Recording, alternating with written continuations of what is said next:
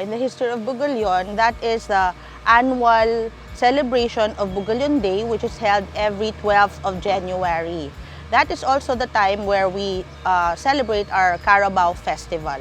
Before, Salasa, or the town proper, wasn't exactly located here. It was located somewhere else. But because of the flooding and erosion that that place was prone to, they transferred the town proper here. So the town proper is now here in Poblacion.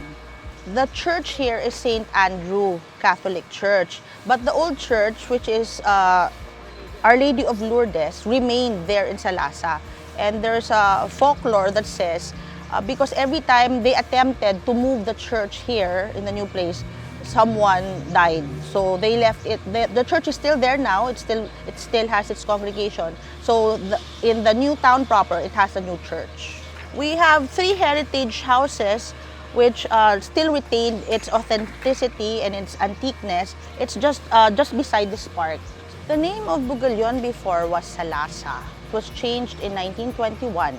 The name Salasa came from a word here in our local word, which is a wooden house, that part of the flooring which is attached to the wooden house. That's where the origins of Salasa came from.